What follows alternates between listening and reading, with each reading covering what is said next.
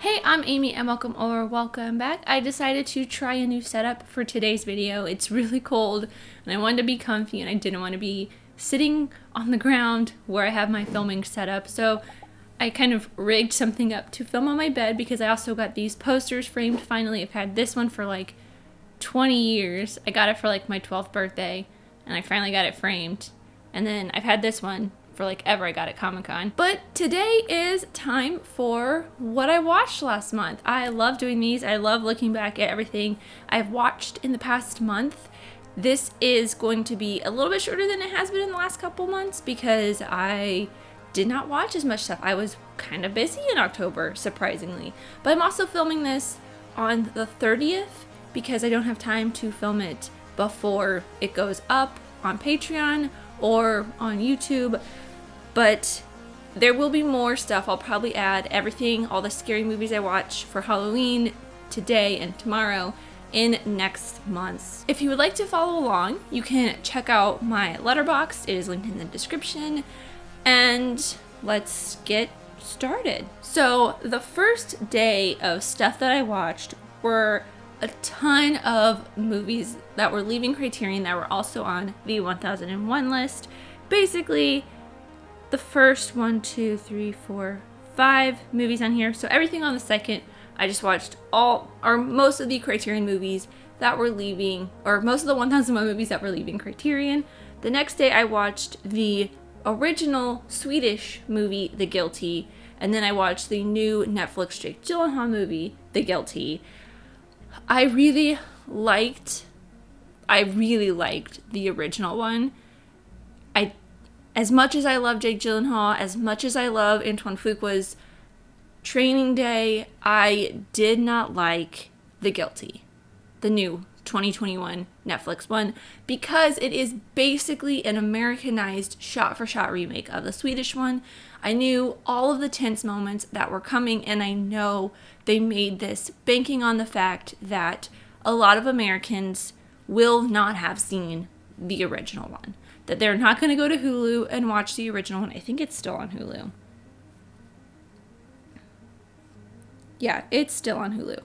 But it really bothered me. I love Jake Gyllenhaal, but it was very much an Americanized, cleaned version because it ends in too happy of an ending compared to the original one. So that was my kind of big gripe with it. And then later that day, for the rest of the day, I believe, I watched some more movies from the 1001 list that were leaving Criterion, and then just some Criterion movies that were leaving the Criterion channel. It was also Mean Girls Day, so I ended the day with Mean Girls. So I watched Mean Girls before I fell asleep. And the next day was, I believe, a Monday. I believe the 4th was a Monday. So I started my week off with some horror movies that were leaving HBO, which is basically the first 2 Ghoulies movies. And then I went to watch the last 2 on their other platforms that they are on. And Ghoulies is just pure insanity. The third one is probably my favorite. If you have seen Critters, and I have not watched it yet, but we're watching it for the podcast, Gremlins. I almost forgot what it was for a second. It is very much kind of like that. It's very much like, it's more Critters, at least because I've seen Critters, than Gremlins that I know of. It's very fun, crazy, 80s, like late 80s, early 90s, stupid horror movies. I finished off the rest of the Bond series that I had to watch, Quantum of Solace, Skyfall, which I watched for the podcast, and we did a really, really fun episode of the Nostalgia Effect for Skyfall. I really loved doing that podcast, watching that movie, and then I watched Spectre to round it out, and Being James Bond, the Apple Plus documentary that was only available, I think, until like right before the new No Time to Die James Bond came out. I also watched Spawn, which was just flat out awful. It was leaving HBO and I was like, you know what? I gotta watch it because it's so bad. And then on the 5th, I have finished Squid Game, which was just so good. I absolutely love Squid Game. I cannot wait for a season 2. It was so good. So good. It's probably one of the few TV shows that I watched this month. Then the next day, all of the Dirty Harry movies were leaving HBO, so I watched basically all of them. I got through all of them. I also watched Westworld, and then the Gwen Shamblin docuseries that is on HBO, which I believe will be having a part 2 come later down the line, because it ended right after she died, and I'm pretty sure that there's more stuff that has happened in the year since she died. So that was interesting. Westworld was really good. It was surprising. I didn't think I would enjoy it that much. I have not seen the TV series, but yeah, it was interesting. It was better than I expected it to be. I rewatched Black Widow because it came on Disney Plus. I love Black Widow so much. Such a good movie. And then finally I watched No Time to Die, and I was so good. Daniel Craig has, I almost said Pierce Brosnan for some reason. No, definitely not. I talked about this last month. I hated all the Pierce Brosnan James Bond films, but Daniel Craig is my favorite James Bond. I love him so much as James Bond, and No Time to Die was a great send-off for him. And then the next day, I watched some more movies that were leaving Criterion, plus the movies for the 1001 Patreon video this month, which, if you did not know, on my Patreon, I give my producer patrons a list of 4 to 5 1001 movies that I will watch that month, and they get to pick one of them that I will do a review on. If you want to know which one that is, you got to check out my Patreon, because the video where I do a review is up for all patrons. It'll be up today for you watching on YouTube. If you're a patron, it's up today, but if you're a patron watching this, it's up tomorrow. Patrons know what I'm talking about. They're awesome. They're cool. They're chill. Come join the community if you want. If you want to help support the channel, help support me. Anyways, I watched a ton of 1001s. I continued watching 1001s, but I think the only one from this that you see on this now, the only one that's not on Criterion or wasn't on Criterion is Poltergeist. That one I watched on DVD because I have owned Poltergeist on DVD for like 3 or 4 years now, and I still have never watched it. But it was on the 1001 list, so I was like, you know what? I'm going to watch it finally. I'm going to finally watch it, put it on the list. And the films that I watched for 1001 this month were The Phantom Carriage, The Vanishing, Hour of the Wolf, and Poltergeist. I think there was one more in there. Oh, The Incredible Shrinking Man, but I watched that a while back, but I kept it on the list anyways, just in case somebody wanted to see me talk about it. And then the next day, I think on the 11th, all 3 of these movies, Gun Crazy, Macabre Mrs. Miller, and Serpico, I always say that wrong, were leaving Criterion, or HBO. They were leaving HBO, so I watched those. And then I think the next day I also watched a couple more films that were leaving HBO, including The Great Caruso and Cool Hand Luke, which I think were also 1001 movies. I really loved Cool Hand Luke, and there is a short film I did where, if you know what the 48-hour film festival is, my professor in my first filmmaking class did something similar to that, but he just gave us a MacGuffin and a line of dialogue, and you basically have to integrate them into your film. And the line of dialogue we had was from Cool Hand Luke for the first film project I did. And if you check out my review for Cool Hand Luke, you will see my short film linked in there, and it's an interesting one. Then I also watched Battleship. Not great. That was leaving HBO, and all of the Final Destination films were leaving HBO. That was an interesting thing. And then I found out that all of the Universal horror movies were free to watch on Peacock, so I started doing that. I watched a bunch of them. Some of them were also on Criterion, because Criterion had a playlist of the first of a lot of the multiple series of Universal horror monsters. So like the first Frankenstein, I think they also had The Bride of Frankenstein, Creature from the Black Lagoon, which I haven't watched yet and I will probably watch this afternoon, and Phantom of the Opera, so on and so forth. You can see them on here. Also, that week I watched The Last Duel in theaters, which was interesting. It was not as good as I was hoping it to be personally, but I loved the performances, the set pieces, the action. It is a very Ridley Scott film, but I really, really think that Jodie Comer deserves an Oscar for her performance. She is amazingly good. Like, brilliant. Such a great performance. And then the next day, I also watched Halloween Kills. I did watch this on Peacock. I was too tired and lazy to actually go to the movie theater to watch this, and I'm kind of kicking myself for it because I really would have liked to see it in the theater, and if I have any time or extra A-list reservations, I will probably go see it in the theater sometime soon, at least before it leaves. But I do have a couple more things I want to watch in theaters before then. And I watched a ton more of Universal horror movies, Universal monster movies, and then if you have seen that Robin Williams little 5-minute clip where it's like from behind the scenes of Mork and Mindy, it's, what's his name? Jamie Costa did Robin Williams in that little video, and I found his YouTube channel, and he had a couple Star Wars fan films, a Kenobi one and a Han Solo one. So I watched those, and I found that they were on Letterboxd, so I thought I would log them as well. They're very good. They're short. They're like, I think 20 minutes max between the two. One's 20 minutes and I think one's like 16 minutes. They're very short, really good. And I was just able to really quickly watch them. I also watched some more. I watched all of the Mummy Universal horror movies, Universal monster movies. And I watched a ton more movies that were leaving HBO.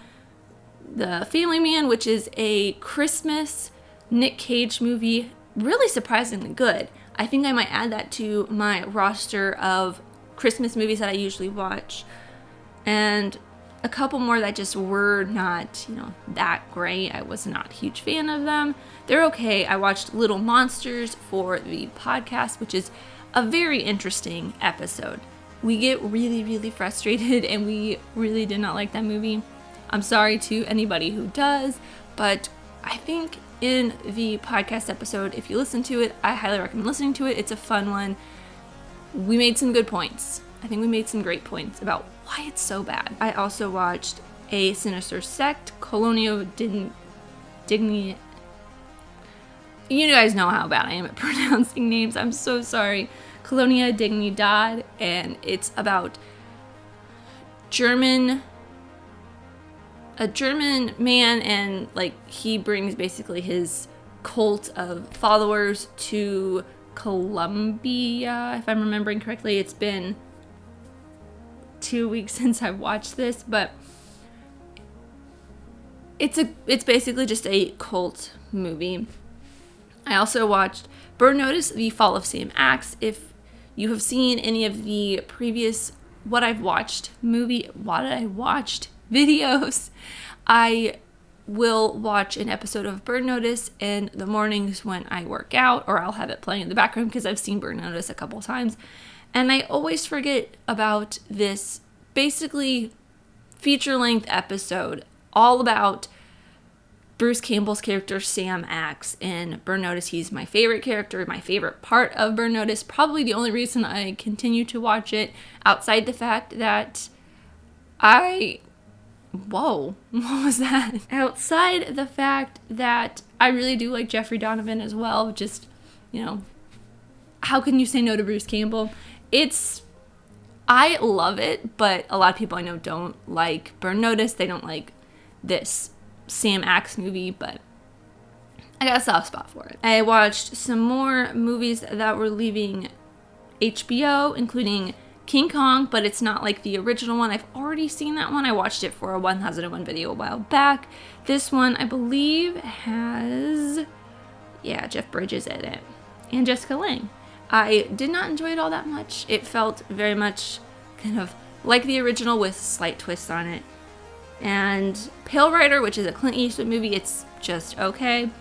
The Shadow, which is, oh man, that was a trip. And just a couple more HBO leaving movies. I watched Body Bags, which was the film picked for the Patreon bonus features for this month. That went up. I give patrons, if you do not know, I give patrons a list of movies, or they give me suggestions of movies that they want to see me talk about, TV shows even, and I will gather those up together and make a list for patrons to vote on. And it's always a fun time as well. We have fun over on Patreon. We do so much more on Patreon than we do over here. So if you want more content from me, check that out. I keep pimping my Patreon out today. I don't know why. I also watched Ron's Gone Wrong, which is I thought it was a Disney movie. I thought it was like kind of a Disney Pixar thing. It's definitely not. It is not even DreamWorks, but it is a 20th century. I think it's a 20th century animated film, but it's part of the Disney universe now, because they, just like with Free Guy, they pulled a lot of Disney IP, like Star Wars and Marvel. They have a ton of like Stormtrooper, Darth Vader, Captain Marvel skinned bots. And yeah, I didn't enjoy Ron's Gone Wrong all that much, but I know probably someone who has a little kid or a younger sibling or a niece, nephew, whatever, they would enjoy it. Somebody probably in middle school or younger. Then I watched, because I was too tired to go, this is a theme this month, I was too tired to go to the movie theater to go see it. I watched Dune on HBO. I was kicking myself for it, but just hold on a second. Hold on a second. It'll get better. I watched Dune on HBO. I loved it so much. But I also, hold for a second on Dune, I watched a ton more movies that were leaving Criterion and HBO. I think I watched pretty much everything I wanted to watch from there. There's maybe a couple more movies on Criterion that I want to watch this weekend before they leave tomorrow, which they've already left when you're watching this. But yeah, that's basically everything that you're seeing here. Larger Than the Real Girl, that's one I want to point out. I did not think I would enjoy that as much as I did. I did not think that Ryan Gosling could pull off this weird, awkward dude, but he does it so well. It's probably my favorite performance from Ryan Gosling of all time. And La La Land is one of my favorite movies, so that's a thing. And let's see. Okay, and then here we are at the very end. We are here at what I watched the last couple days. So I do want to point out at least the last 4 things you see on the top.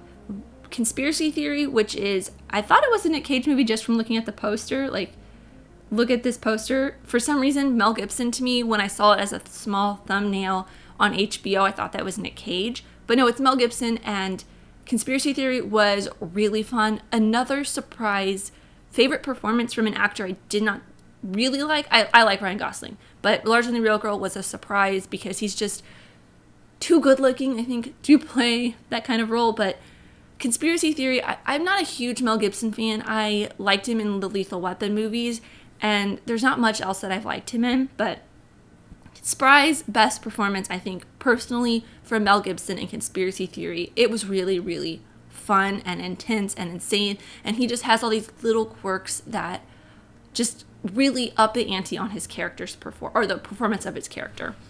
Also, Red Dawn was really, really fun. Patrick Swayze and Michael Sheen, I believe. No, it's not Michael Sheen, is it? Is it Michael Sheen? Charlie Sheen. Why do I get Michael Sheen and Charlie Sheen mixed up? Anyways, Red Dawn was really great. I have not seen the remake with like Josh Peck and Chris Hemsworth. It's one of the I'm pretty sure it's Chris Hemsworth. And a couple other people. I plan on watching that sometime, but not anytime soon. But I really, really liked Red Dawn. And then we're back to Dune. I went to the movie theater and I watched Dune on IMAX, and it was even better. I love that movie so, so much. And last night I went to the movie theater and watched Last Night in Soho, the new Edgar Wright movie. And I think between the two of these films, they are tied for my favorite movie of the year. I don't know which one I like more. It'll be an interesting choice come December, January, when I decide what my favorite movie of the year was. But I really, really love Last Night in Soho. There was just something about the way Edgar Wright handled the experiences and the emotions and the layers within the film that just really struck a chord with me, resonated with me. It's a movie that I definitely need to watch again to kind of be able to process all my thoughts and feelings. I probably won't watch it again until it's like out on Blu-ray and I buy it. But yeah, it was an amazing movie. It's probably tied for my second favorite Edgar Wright film, tied for second with Shaun of the Dead, and after Scott Pilgrim, because Scott Pilgrim is just one of my favorite movies of all time. That's everything I watched movie-wise in the month of October. I watched on TV. I think really the only thing I watched TV-wise was Burn Notice when I worked out in the morning and Squid Game, possibly. I can't remember if there was any other TV that I watched. I think the majority of what I watched were films. I listened to a lot of podcasts. If you want to check, I listen to a ton of podcasts. I have a playlist linked in the description down below of all of the podcasts that I listen to on a regular basis, and I update it and refresh it every day pretty much. So I would go check that out if you are interested in my podcast tastes, I guess, or just want some inspiration, because I have a ton of podcasts on there. It definitely follows a lot of my film taste as well, if you enjoy what I watch and talk about on here. So with that, let me know what you guys watched in the comments down below last month, and if there's anything that you recommend for me to watch this month, because pretty much the only things that I watch usually are the movies that are leaving Criterion and HBO, or I just rewatch Harry Potter and Lord of the Rings when I'm bored. So that's everything. I also, obviously watch new movies. But thank you guys so much for watching. I really, truly do appreciate you. Whoever you are, let me know who you are in the comments down below. And let's be friends if you enjoyed this. Leave a like and subscribe if you're new, because I love talking these movies, TV shows, filming, mystery, all that fun stuff. And I'll see you next time. Bye.